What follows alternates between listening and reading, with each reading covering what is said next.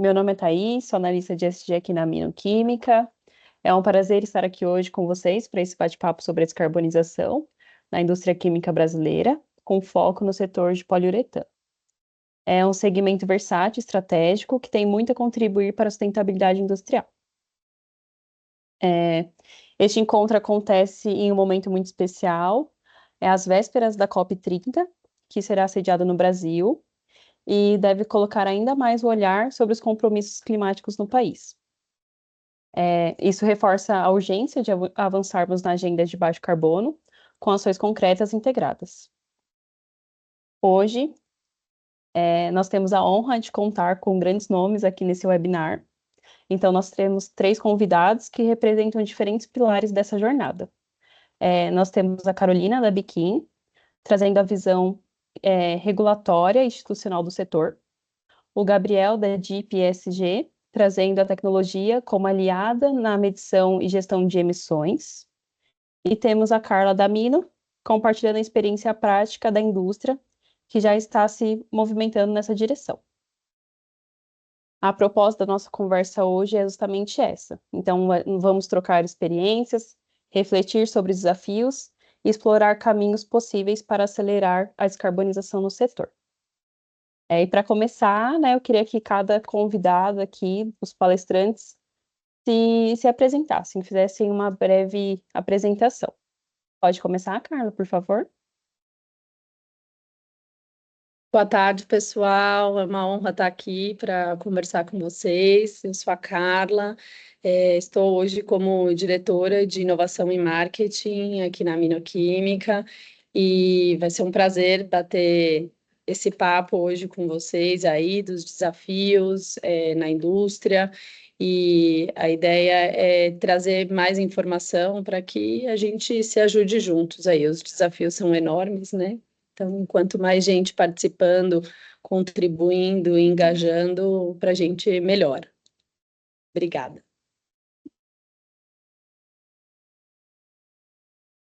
Carolina, por favor. Obrigada, Thaís. Boa tarde a todos e a todas. Eu sou a Carolina Sartori, estou como assessora de sustentabilidade na Biquim. Agradeço o convite da Mino para participar desse webinar, que eu tenho certeza que vai ser bastante rico de informações. Perfeito. Gabriel, por favor. Muito boa tarde a todos e a todas. Obrigado já de antemão pela oportunidade, time da Mino, da Biquim. Sou o Gabriel, estou diretor de receita aqui na DIP ESG e vamos tentar trazer um pouco de perspectivas do que a gente vê no mercado, somente do ponto de dados e tecnologia para o desafio da descarbonização. Então, estou aqui para aprender com todos vocês também. Perfeito, muito obrigada. Pessoal, sintam-se à vontade, tem um campinho para mandar as perguntas. No final da reunião, a gente vai poder responder, tá bom? No final do webinar.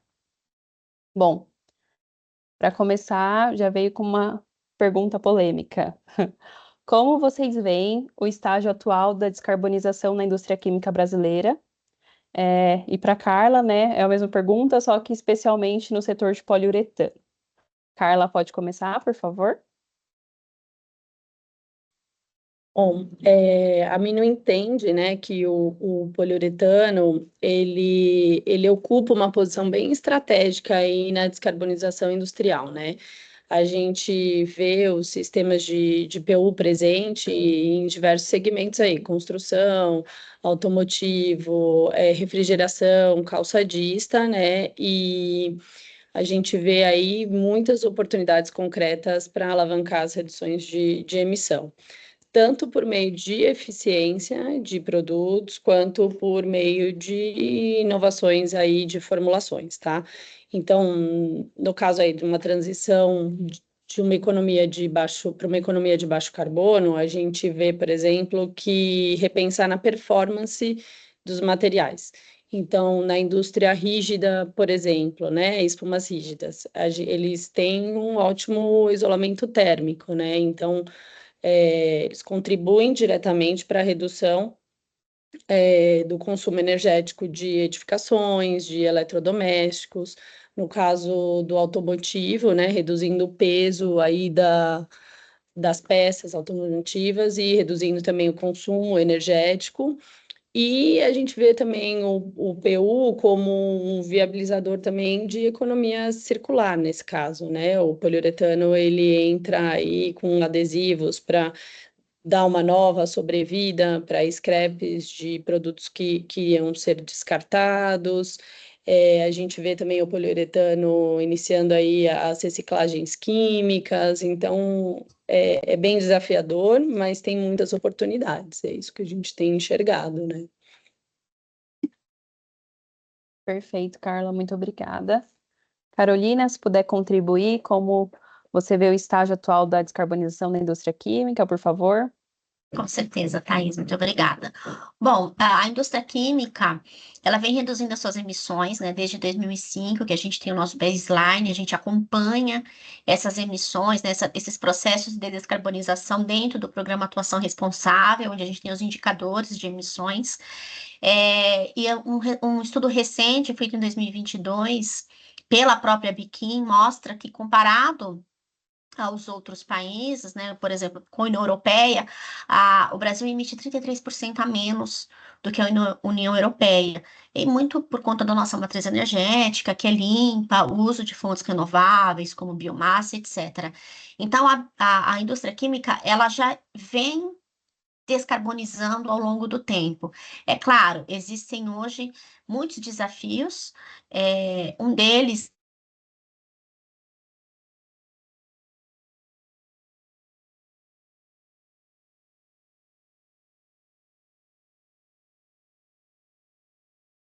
Acho que tivemos um probleminha de conexão com a Carolina. Vamos aguardar um pouquinho.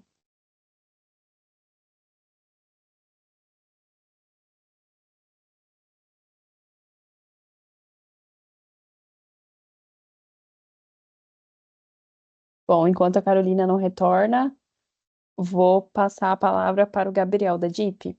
Como você vê o atual estágio da descarbonização da indústria química brasileira?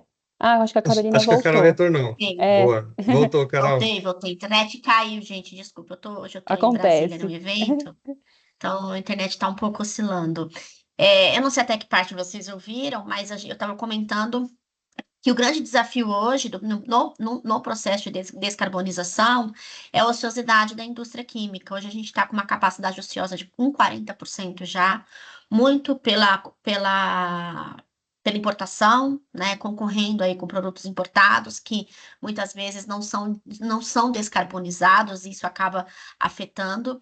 Então, é assim, quando você produz menos, você emite mais, né? Então, a gente tem um grande desafio. Mas, em contrapartida, foi isso que eu disse para finalizar. A indústria química já tem processos limpos, mas ainda há desafios no futuro para ser alcançados. Perfeito, muito obrigada pela contribuição. Gabriel? Bom, acho que Carla e Carol já deram uma aula aí nesse tema, mas assim, contribuindo um pouco da perspectiva de tecnologia, eu entendo que, assim, indústria química já vem nesse processo igual a Carol comentou, de descarbonização, olhando para todos os ângulos, etc e tal. E aí o que que acontece hoje, né? A gente acaba ficando ao longo do tempo, que como é uma indústria muito contínua, com uma questão tecnológica um pouco obsoleta.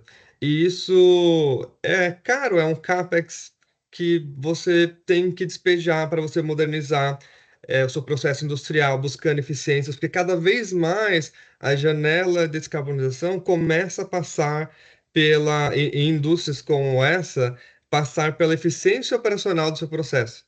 Porque toda a parte que poderia ser feito já vem ao longo desses anos sendo trabalhado, com oportunidade, sim, ainda em aberto, mas do ponto de vista tecnológico, quando a gente vai nas empresas, nas indústrias, que a gente nota muito é uma oportunidade de começar a olhar para novas tecnologias em processo produtivo efetivamente, sabe? E isso exige um planejamento financeiro, isso exige possivelmente, inclusive, uma política pública para a descarbonização a nível industrial, incentivos a essa jornada que passa também por adoção de novas tecnologias, Thaís. Acho que é só isso que eu adicionaria aos pontos muito bem já colocados aí pela Carla e pela Carol. Perfeito. Então, eu vou pegar o gancho aqui na fala do Gabriel e já fazer uma pergunta para Carolina. Carolina, qual o papel da regulação na aceleração da descarbonização da indústria química? E a regulação tem sido mais um desafio ou um catalisador de inovação? Thaís, o papel da regulação, ela é fundamental para a gente conseguir acelerar a descarbonização, né? Então, hoje a gente tem a NDC brasileira, que é o compromisso do Brasil em reduzir as suas emissões, que foi assinado na última COP, vai ser reiterado nessa. Então, o Brasil está com uma meta extremamente ambiciosa de ser neutro até 2050. E qual é o papel da regulação para a gente atingir a NDC brasileira? É justamente políticas públicas bem feitas, né? Então, hoje, o que está acontecendo em relação a políticas públicas? A gente tem o Plano Clima, que é o Plano Nacional de Mitigação de Mudanças Climáticas, que tá em consulta pública.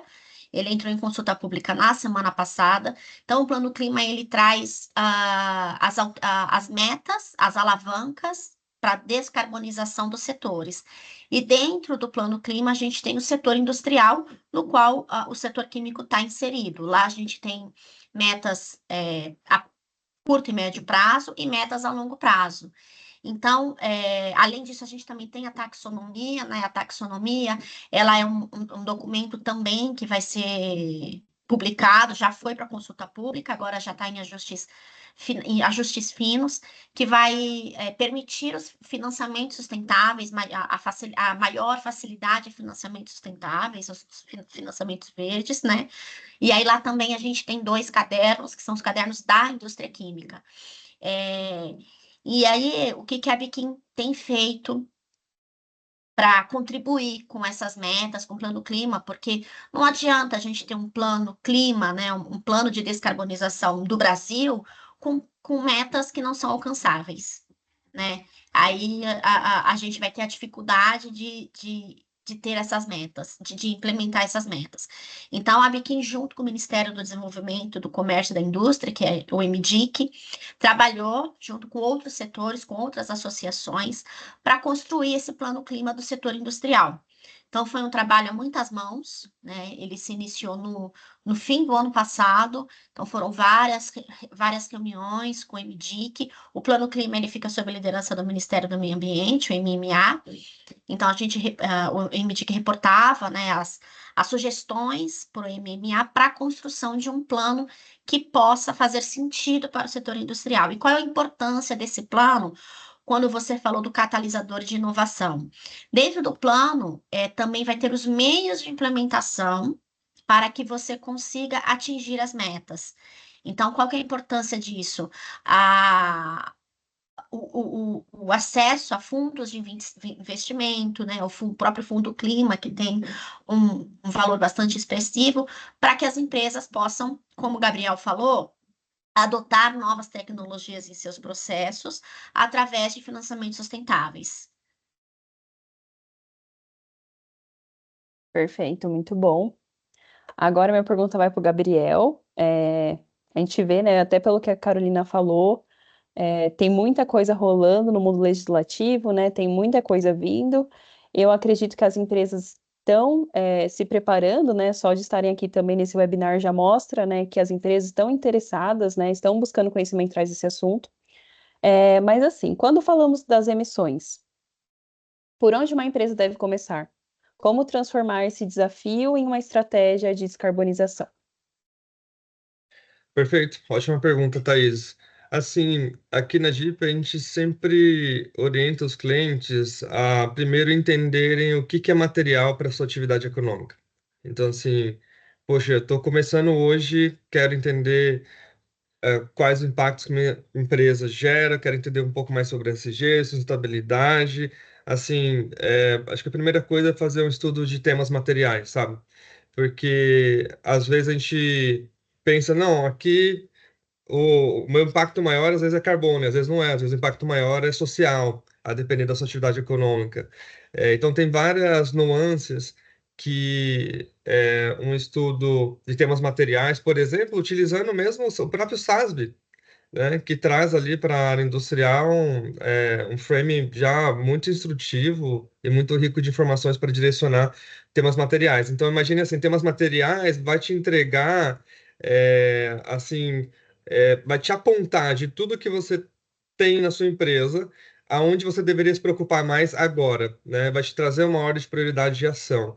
Então, acho que esse é um primeiro passo que a gente sempre orienta. E aí, o segundo passo, uma vez que você determinou esses temas materiais, é você utilizar tecnologias, metodologias eficazes para mensurar esse impacto. Então, a exemplo, se o tema carbono, se você é altamente emitente em carbono no seu processo produtivo, carbono certamente será um tema material. Poxa, como que eu mensuro isso de uma forma fidedigna? E aí, deixo, Thaís, um ponto muito relevante a mensuração como segundo passo, né? Porque entender o que é material para sua operação ser o primeiro, ela é crítica para todo o seu planejamento estratégico a partir daí. Porque se você mensura, entre aspas, errado ou não minimamente com uma acurácia necessária, você pode estar onerando o seu processo de carbonização. A exemplo, se você está utilizando meios de mensuração não comparáveis, por exemplo, com bases não comparáveis, com informações e dados não comparáveis no mercado, e com garantias de qualidade, vamos supor, você pode estar usando o GHG Protocol, mas está usando um dado que ele traz uma discrepância muito grande, uma variação muito grande de acuracidade. E aí, o seu dado, por exemplo, do inventário, o inventário de carbono, entendam como o diagnóstico de carbono, footprint de carbono da sua operação, né? É o raio-x da sua operação em carbono, entendam dessa forma. Se você tem ali uma variação de 20% ou 30% de acurácia, significa que você pode estar onerando o seu planejamento estratégico em descarbonização em 20% e 30%. Então, isso pode te custar, a depender do tamanho do investimento em descarbonização, milhares, milhões de reais, sabe? Então, assim, entendendo os temas materiais, invista numa boa metodologia, uma boa tecnologia que garanta acuracidade, comparabilidade e auditabilidade do seu inventário de carbono. Isso vai te ajudar muito na segunda etapa da sua pergunta, né, Thaís? Que é como transformar o desafio da descarbonização em uma estratégia de negócio. Então, assim, uma vez que você tem clareza, fala, poxa, esse é meu status atual, eu tenho um planejamento estratégico de crescer 50%, 100% nos próximos 2, 3 anos a minha empresa. Como que, primeiro, eu consigo reduzir na operação atual, que tecnologias, insumos, fornecedores, whatever, eu preciso adotar para melhorar minha operação hoje, no sentido de eficiência de carbono, vamos colocar dessa forma, e como que eu consigo crescer a minha operação nos próximos anos, já sendo menos carbono emitente, já me adequando dentro das regulamentações que já estão aí por vir, né? Então, assim, acho que tem um ponto muito estratégico de que, gente, se a gente não sabe o quanto que a gente emite hoje na nossa operação, a gente planeja crescimento da empresa, o carbono vem junto, cresce junto. Isso pode ser um ônus para o seu crescimento. Então, como que eu faço essa conta, sabe? E tudo começa por esses 2 primeiros passos bem feitos, Thaís. Se você me permite, Gabriel, eu Por vou favor. usar o exemplo da Amino, né? E a gente fez exatamente isso, né? Há uns 4 anos atrás, a gente foi atrás de capacitação, conhecimento, entendimento, capacitando todo o time aqui da Amino para entender, né, o que seriam as normas, como a gente poderia fazer. E começamos a medir manualmente, né? E começar um trabalho de formiguinha, tudo, até que a gente entendeu, viu o que tinha no mercado e viu que a gente precisaria de ferramentas mais robustas para poder, né, quantificar as nossas emissões e tal. E foi aí que nós Começamos a parceria com a DIP, né? E a gente hoje faz um inventário de carbono com eles, e a gente está numa fase de ajuste estratégico do planejamento, né? Hoje, para que caminho seguir, né? A gente já veio fazendo ao longo desses anos aí uma série de modificações, mas foi exatamente essa jornada, né? E estamos ainda temos um longo caminho pela frente, mas foi exatamente assim mesmo que a Mino foi fazendo a nossa jornada. Perfeito, obrigada, Carla e Gabriel. É, é entendível que se você se prepara, né, se você tem um estudo claro do que são suas prioridades, né, você começa a pensar para o futuro de um jeito diferente, né, você consegue traçar um futuro de um jeito bem melhor, né, pensando em sustentabilidade. Pegando esse gancho, a Carla no começo falou um pouco sobre o setor de poliuretano, né, então a gente entende que tem muitas aplicações, mas ainda eu vejo que o setor de poliuretano é pouco discutido quando o assunto é descarbonização. E aí eu queria saber como a Mino vê o setor de poliuretano na transição para uma economia mais sustentável.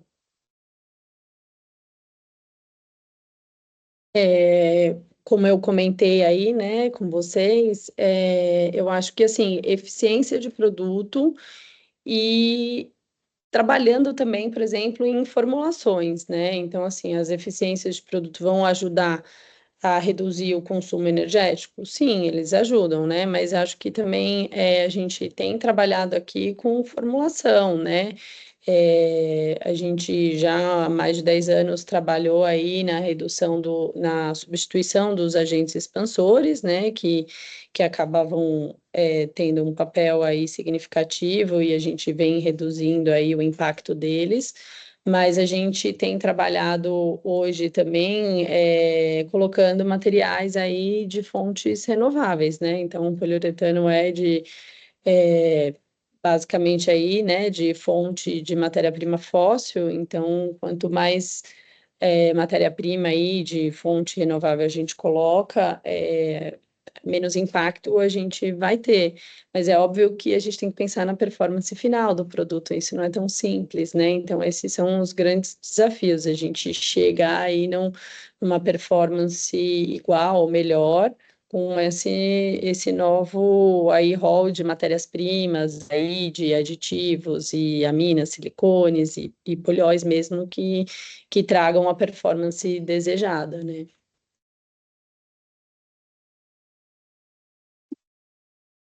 Perfeito, Carla.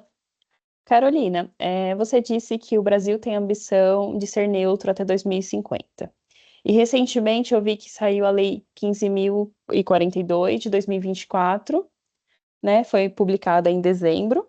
E eu gostaria que você explicasse um pouquinho mais sobre essa legislação e o que você acredita que essa legislação vai mudar o jogo para o setor nos próximos anos? Com certeza, Thais. Então, a lei, ela institui o SBCE, que é o Sistema Brasileiro de Comércio de Emissões, nada mais é do que o mercado regulado de carbono no Brasil. Ele é inspirado muito no modelo semelhante da União Europeia, do México e da Califórnia, né? A União Europeia ela já está bastante avançada no mercado de carbono, Califórnia também, o México já decretou, já está instituindo também, está caminhando. E o que traz essa lei, né?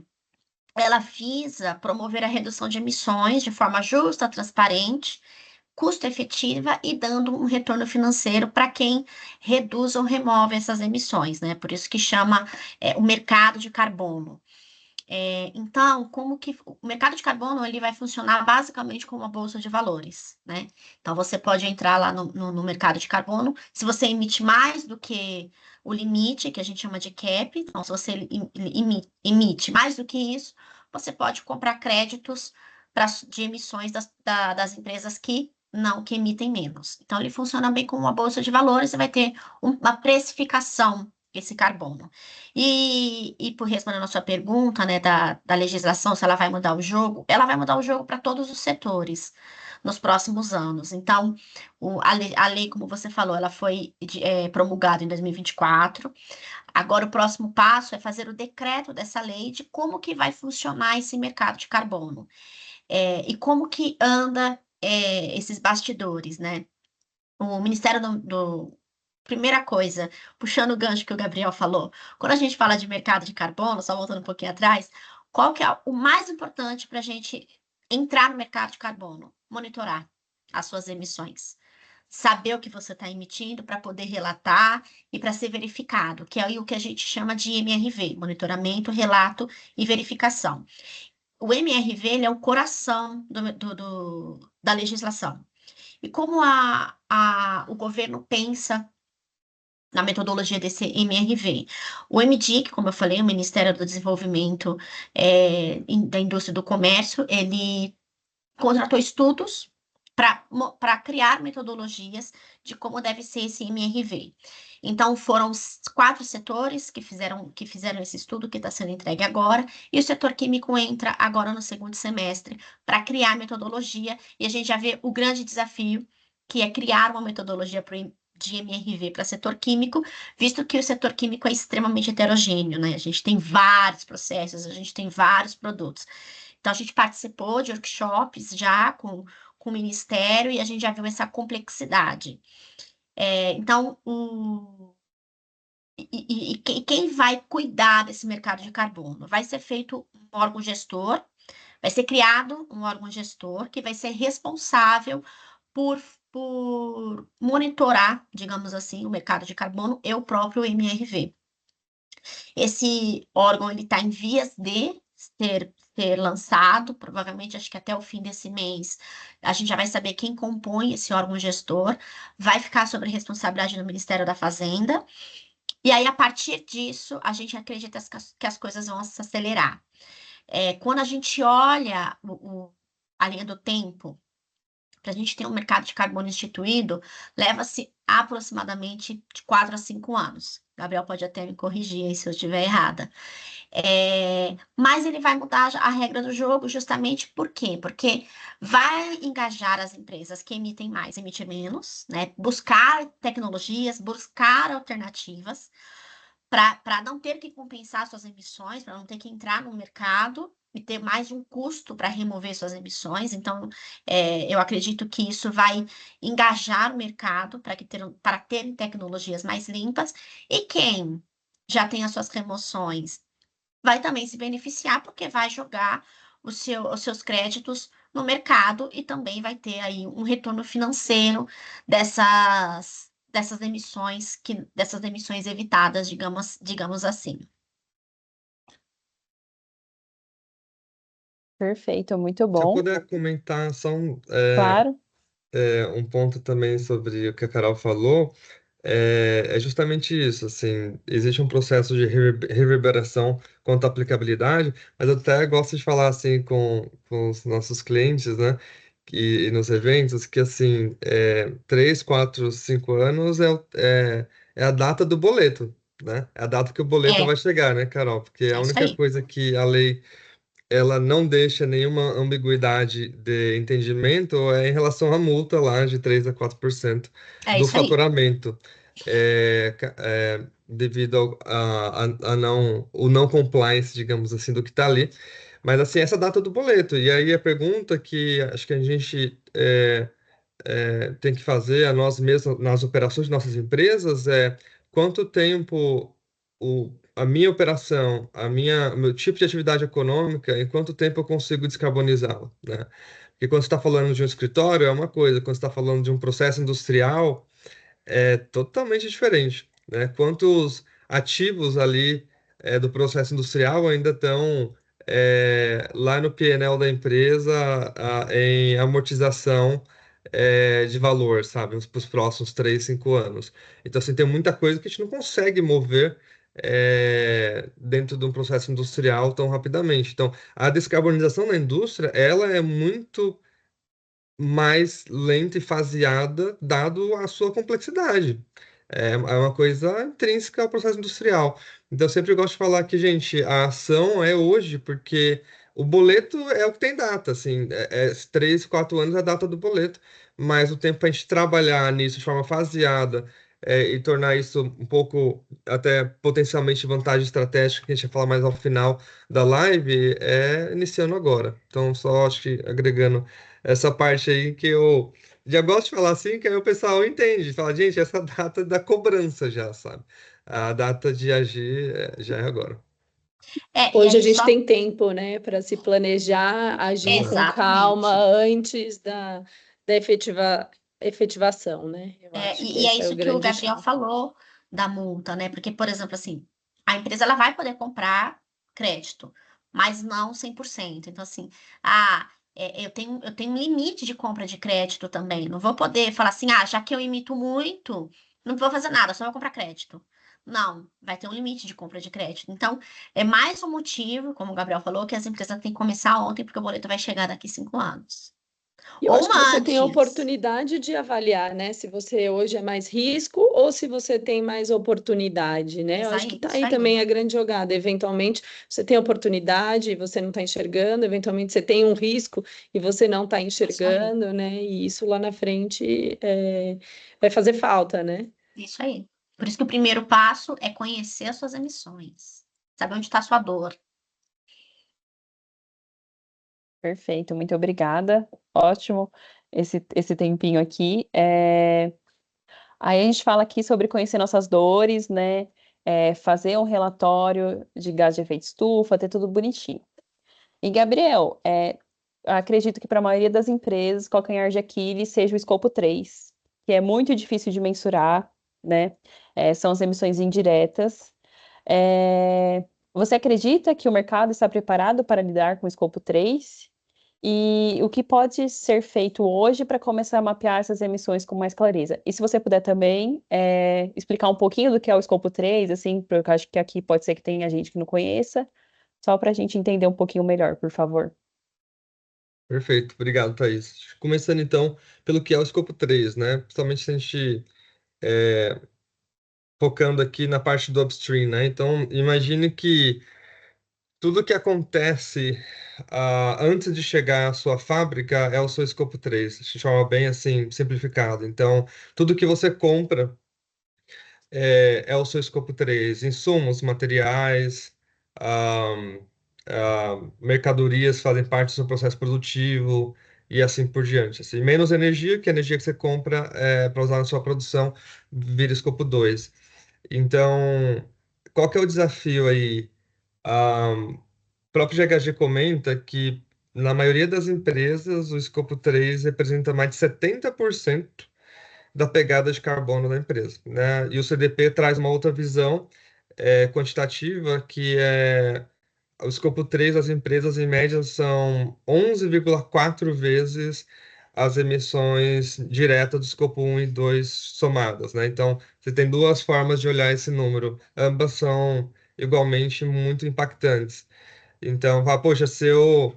ah, a exemplo, né, hipoteticamente falando, se eu emito aqui na minha operação 2.000 toneladas mês de carbono, de escopo 1 e 2, meu processo produtivo, energia que eu consumo, tal. Então, meu escopo 3 potencialmente é 11 vezes isso, assim. Então, é algo brutal e absurdo. E o que que a gente tem observado, Thaís?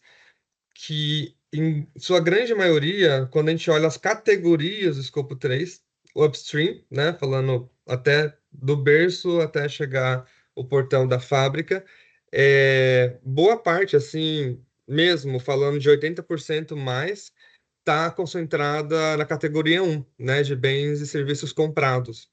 Então, quando a gente observou isso aqui na Jeep, o que que a gente fez? A gente desenvolveu uma tecnologia que ela, utilizando até uma IA proprietária, ela consegue pegar os dados fiscais, contábeis de compra das empresas, e calcular todo esse fluxo de entrada de notas fiscais. Então, a partir daí, você consegue ter um cálculo de escopo 3 automatizado, com um dado comparável, com um dado rastreável e auditado. Então, essa é uma das tecnologias que a Deep trouxe ao mercado para resolver essa dor de uma forma, assim, pragmática e de uma forma que ela seja, assim, a fonte da verdade porque está partindo dos dados de compras, dados fiscais. É o dado mais perene que uma empresa tem. Ali é o que está no DRE dela, sabe? Então, essa é uma das formas que a gente encontrou de atender essa dor no mercado, a partir de dados da contabilização de carbono por dados fiscais e contábeis das empresas. Perfeito, obrigada. Eu acredito mesmo assim, né? O escopo 3 é muito difícil de calcular porque é muito grande, né? O que uma indústria química não compra de matéria-prima, né? De insumo, enfim, e calcular, acho que na mão, assim, é praticamente impossível, né? Se a tecnologia não ajudasse a indústria, eu acho que seria quase impossível. Bom, agora minha pergunta vai para Carla. É, Quais são, na sua visão, os principais desafios para avançar nessa agenda no setor de poliuretano? Bom, como a gente já falou aqui anteriormente, no setor de PU, né, a gente tem uma fortíssima dependência aí de matérias-primas fósseis, né, derivadas aí do petróleo, então, por si só, ela já tem uma pegada de carbono inicial, por exemplo, um poliuretano rígido de 6,5 quilos de CO2 equivalente, né? Então, a gente depende dessa matéria-prima e muitos dos insumos, eles também vêm importados, enfim, é bem complexo aí, mas a gente está conseguindo, estamos achando soluções, enfim, mas temos uma longa jornada aí pela frente. Outro ponto que eu acho que é um desafio aí para a gente é a questão do poliuretano ser um termofixo, né? Ele tem uma reciclagem aí limitada, então a gente vê algumas ações já aí de reciclagem química, mas em menor escala.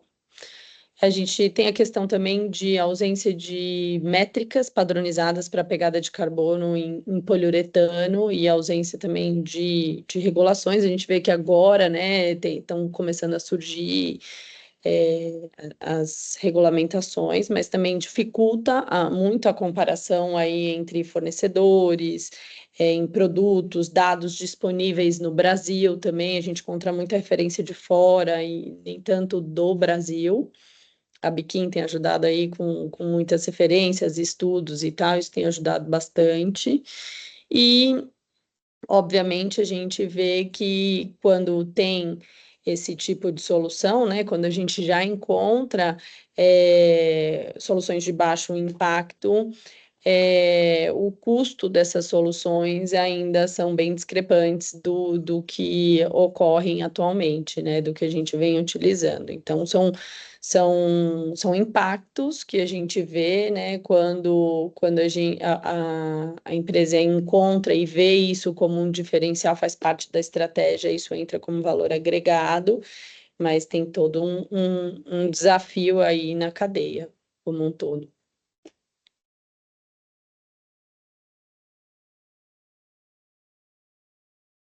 Perfeito. São muitos desafios, né, na indústria química, e eu queria saber da Carolina, da Biquim, como a Biquim tem apoiado as indústrias na transição de uma economia de baixo carbono. Existe cooperação também entre as indústrias, assim, elas têm se ajudado? Bom, como eu falei, a Biquim fez um estudo em 2022 sobre as emissões, né? Como eram conhecendo as emissões da indústria química e se comparando aí com o resto do mundo. E esse ano a Biquim contratou um outro estudo, que é um estudo da neutralidade clínica da indústria brasileira até 2050. Então, quais são as tecnologias ou as principais tecnologias que a indústria química é importante a indústria química utilizar para atingir a neutralidade química a neutralidade carbônica até 2050. Então, esse estudo está quase pronto. Esse estudo começou no fim do ano passado, foi um estudo contratado pela Biquim, junto com as empresas, né? Quando você fala aí da cooperação nesse processo, algumas empresas também, junto com a Biquim, contrataram esse estudo. O estudo ele vai trazer algumas rotas alternativas tecnológicas, caminhos tecnológicos para a indústria química reduzir suas emissões. Então, um deles, por exemplo, que vai sair no estudo é o uso da biomassa como fonte de matéria-prima e fonte de energia. Tem outros caminhos, como circularidade, por exemplo, também é um ponto que vai vir, que estar trazendo nesse estudo. Então, o estudo ele está bastante rico, bastante técnico. Ele foi muito comparado também com o estudo que foi feito com a indústria química global, né? Então, a gente já tem essa comparação também. Então, o estudo vai trazer um papel importante de advocacy para a indústria química, né? Inclusive, é uma parte do estudo. Então, quais são as mensagens-chaves ou as políticas públicas que a Biquim, como associação para defender os interesses das suas associadas, precisa pleitear junto ao governo? Né? Então, seja fundos de investimento para conseguir tecnologias para capturar e armazenar carbono, por exemplo. Então, esse material ele vai servir para dar um norte para indústrias, para as nossas associadas, mas também um papel para a Biquim para trabalhar junto com o governo. Além disso, a gente dentro da Biquim, as nossas associadas, elas participam, elas têm oportunidade, né, não é obrigatório, obviamente, mas as associadas podem participar das comissões de vários temas. E um dos temas dentro da Biquim é a Comissão do Desenvolvimento Sustentável. Então, hoje a gente tem cerca de 40 associadas que participam, a Mino, inclusive, participa da comissão, e lá a gente traz para os associados o que está acontecendo, geralmente muito em políticas públicas, nos estudos, o que está vindo aí de inovação, de tecnologia. Então, a Biquim, ela funciona assim, ela trabalha muito como um articulador, seja do governo, seja de universidades, para fazer estudos, de ICTs, de startups. Então, inclusive, na penúltima comissão, a DIP, a gente teve a honra de levar a DIP para falar de um tema bastante importante, que era greenwashing. Então, a gente traz essas oxigenações nas comissões e para dar subsídio para a indústria química, né? E aí a cooperação, como eu já falei, as próprias empresas dentro da comissão, elas se ajudam mutuamente, né? E nesses estudos, enfim, a gente também tem um outro GT de inovação, que lá a gente discute só assuntos de inovação. Então, a Biquim tem várias frentes aí para dar esse subsídio para a indústria na transição para uma economia de baixo carbono. Perfeito, muito obrigada. Agora já estamos chegando ao fim, nosso tempo está ficando apertado. Gabriel, como transformar o inventário de carbono, que muitas vezes é visto apenas como obrigação, né? Ainda mais agora que saiu a legislação, eu creio que o mercado está bem movimentado, em uma ferramenta estratégica de gestão e inovação no mercado. Perfeito. Tentar ser bem objetivo aqui, tem bastante coisa que dá para fazer, mas assim, tudo parte de a gente enxergar o inventário de carbono como um diagnóstico detalhado, assim, que revele pontos de otimização, riscos e principalmente oportunidades em inovação e diferenciação de produto. Então, se a gente começa a olhar por esse ângulo, aí já abrem-se novas possibilidades. A exemplo, isso acontece bastante com os nossos clientes. Quando você tem um inventário de carbono, vamos pegar o primeiro ponto aqui, olhando para otimização e redução de custos. Primeira coisa que você vai notar, possibilidade de eficiência energética. Então, quando você está olhando ali, analisando as emissões do seu escopo 1, então você vai poder ver, tá, o quanto que eu tenho de consumo de gás natural, por exemplo, em fornos de cura de espumas. Vai para a eletricidade, a mesma coisa, aonde processos industriais são mais intensivos no consumo de energia. É outro exemplo. E aí, obviamente, começam-se a surgir oportunidades de olhar para equipamentos mais eficientes, a olhar para questões de isolamento térmico, às vezes, até ou migração para fontes de energia renovável. Tem empresas no mercado, como a Comerc Energia, que trabalham em projetos de eficiência operacional com ROI positivo para as empresas. Então, sim, tem bastante opção hoje no mercado que quando você olha o seu inventário, só pela perspectiva aqui que a gente está olhando de ferramenta de otimização de custo, de otimização e redução de custo, já temos aí algumas possibilidades. Quando você olha o seu escopo 3, por exemplo, do ponto de vista de otimização de logística, você já vai começar a olhar, poxa, eu tenho uma melhor rota, eu tenho uma melhor digamos assim, a melhor estratégia de rotas para onde, da onde eu estou comprando, para onde estar vindo, o quanto que o transporte do meu escopo 3, a parte de transporte interfere nas emissões, que às vezes a gente julga só o produto que está vindo, a gente esquece o transporte dele para cá. É, Assim, segundo ponto, tem muita coisa, mas acho que esse ponto vale a pena. Assim, inovação e diferenciação no mercado. Então, se você olhar para o seu inventário e falar, poxa, esse produto aqui, ele está com uma alocação de carbono muito alta desde a composição do escopo 3, 1 e 2. Será que não vale a pena eu investir um recurso meu focado em P&D, né, de produto em baixo carbono, sabe, desde o design até a concepção dele de fato? Sabe? Esse é um ponto que o inventário de carbono pode te trazer um spotlight de algum produto que você queira investir mais em P&D. Obviamente, um terceiro ponto que eu gosto de destacar bastante, e paro por aqui, é a parte de você atrair investimentos.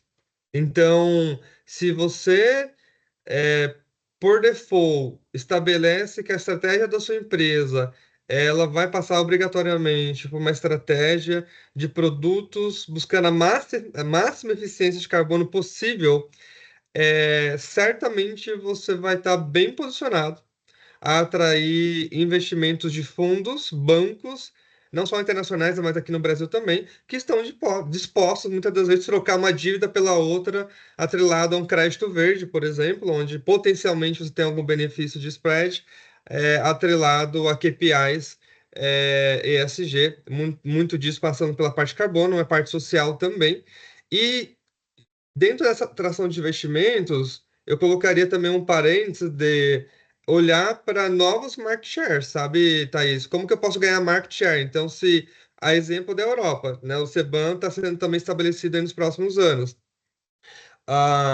Então, se eu tenho esse produto, ele é um produto muito importante no mercado europeu, que o mercado europeu consome bastante, eu posso olhar para lá, ver qual que é a média de carbono para esse produto lá e ver se eu consigo fazer esse mesmo produto, tornar ele mais eficiente de carbono aqui, e aí potencialmente eu vou poder ganhar mercado lá. Pode ser um processo de internacionalização ou aumento de market share também. Então, assim, eu tenho outros exemplos, mas acho que esses são ali 3, 4 exemplos que já abrem um leque de opções a partir de um simples inventário, bem feito, do escopo 1, 2 e 3. Então, acho que, olhando por essa ótica, já, assim, os diretores, os gestores das empresas, os tomadores de decisão, o próprio CFO, vai falar, poxa, acho que vale a pena a gente começar fazer a coisa bem feita e entender quais são os caminhos de riscos e oportunidades aqui para nós. Inclusive, Gabriel, complementando a sua fala, ontem eu e a Thaís fomos num evento, né, que complementa muito isso, né?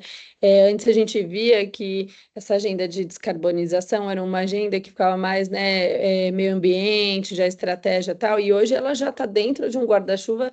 Nós fomos num evento financeiro que falava de descarbonização, né? Então já começa a mesclar todos os segmentos. E aqui, por exemplo, na Amino, ela é a base da estratégia, né? A gente colocou na estratégia e da estratégia foi cascateando para outros departamentos. Então, não é só mais de um setor, um segmento dentro da empresa, ele faz parte da empresa como um todo, né? Eu acho que traz benefícios para todos os departamentos aí.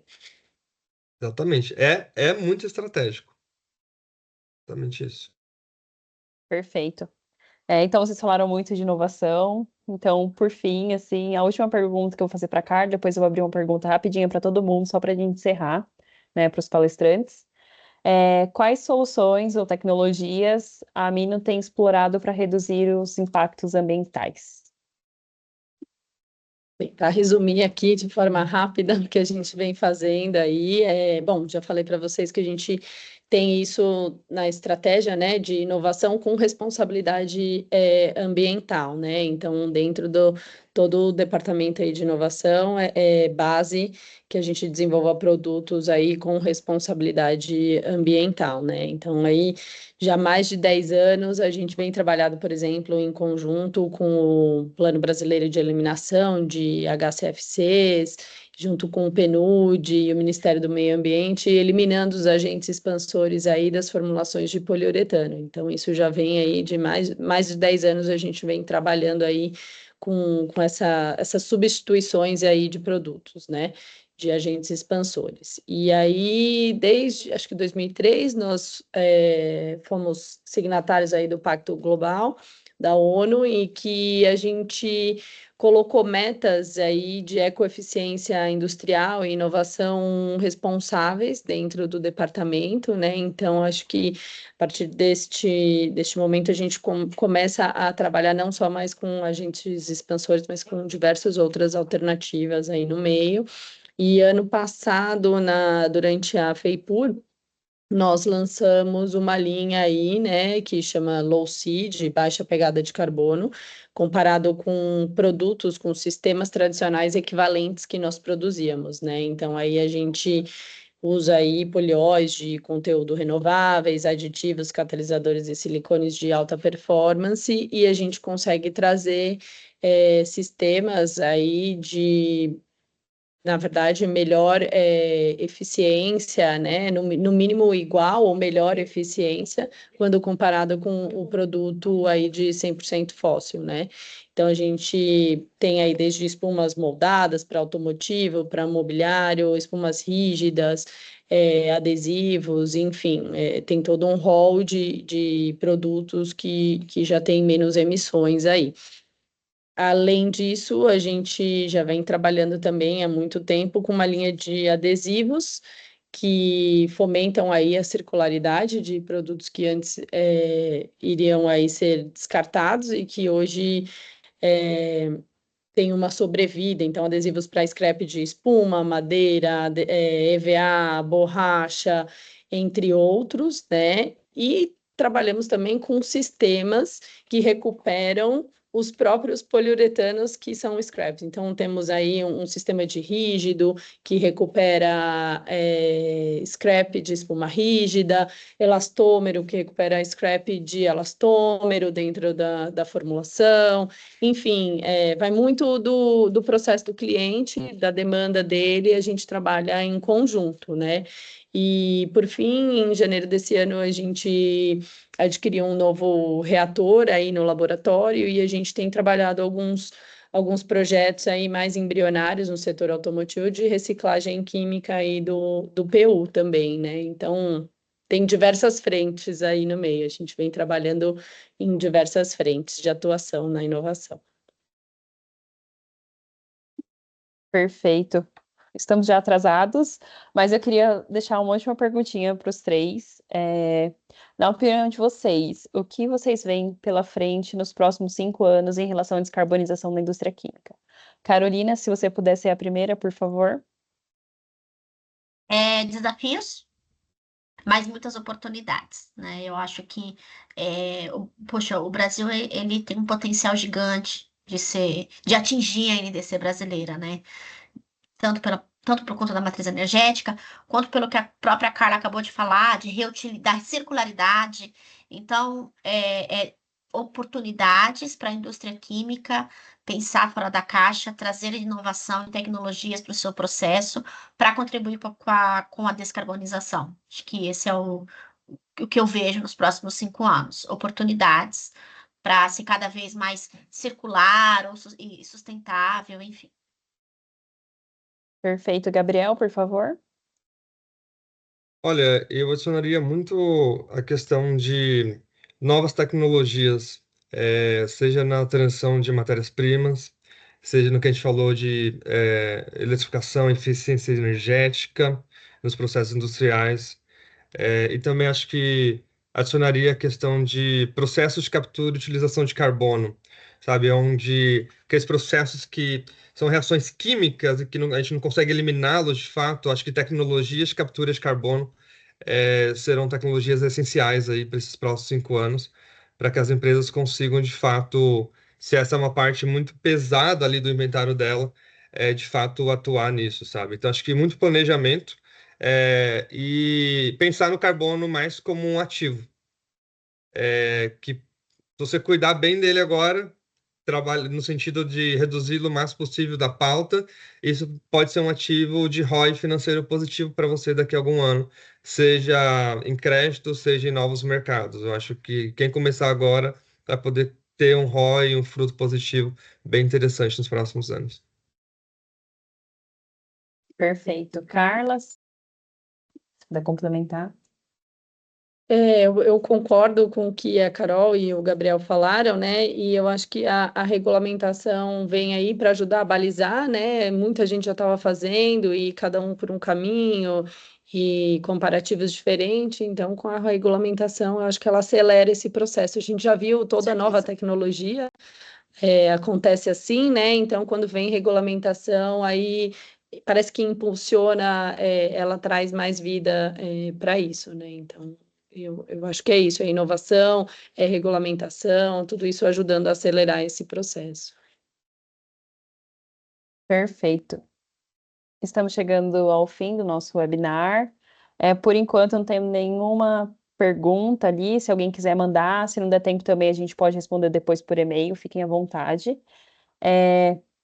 Estamos compartilhando aqui a tela para vocês conhecerem um pouquinho melhor, fazer o diagnóstico com a DIP, né? A DIP faz o diagnóstico, que já é o primeiro passo para começar essa jornada de descarbonização. Tem um QR Code também da Biquim para poder sempre acompanhar, né? A Biquim é uma ótima ferramenta, assim, uma ótima. Não sei nem como dizer, assim, mas a Biquim é maravilhosa para você seguir e se conectar com o que o governo tem feito, né? É a interface perfeita. Então, deixamos aqui. Também tem a parte da Mino para conhecer as inovações da Mino, tá? E ficamos à disposição. Se alguém quiser depois mandar alguma pergunta, mandar alguma dúvida, fazer alguma troca, né? Porque a gente entende que esse processo de descarbonização é muito uma troca. Fiquem à vontade. Ah, Poder só, perfeito. O João acabou de mandar esse aqui, né? comentário. É. Quer falar, Gabriel? Pode Não, falar. isso aí é comentar justamente. Esse diagnóstico ele é totalmente gratuito aqui, é um benefício desse webinar em parceria com a Biquim e com a Mino. Então, digamos assim, é o passo zero, né? Tem o passo um que é entender seus temas materiais e depois a mensuração de carbono, mas esse diagnóstico ESG é um trabalho de HH mesmo que a gente faz aqui, de estudo da empresa, etc e tal, e a gente trouxe mais como benefício e reciprocidade ao tempo, né, de todas as empresas aqui. Nos procurem, a gente faz o diagnóstico de vocês, o pré-diagnóstico, marca uma conversa, é totalmente gratuito para vocês terem o primeiro entendimento do que pode ser risco ou oportunidade para o seu negócio, tá bom? A gente está à disposição. E obrigado, Amino, obrigado, Vicky, pelo convite. Um prazer estar aqui com Ô, vocês. Gabriel, tem alguns clientes que não conseguiram entrar aqui, é possível compartilhar para eles, se eles Claro, tiverem interesse? fique à vontade, com certeza, com Obrigada. certeza. Eu que agradeço. Perfeito. Essa apresentação estará disponível no YouTube, então quem quiser rever alguma coisa, vai estar no canalzinho da Mina lá. Fiquem à vontade. Por enquanto, nenhuma pergunta, então acho que podemos encerrar por aqui, né? Eu queria agradecer a todo mundo que dedicou o tempo, essa uma horinha aqui, para um assunto tão importante, né, de tanta relevância. E dizer que estamos sempre à disposição, tanto a Mino, tanto a Biquim, quanto a DIP, para poder ajudar no que for necessário. Muito obrigada, pessoal. Obrigada, pessoal. Obrigada. Obrigado.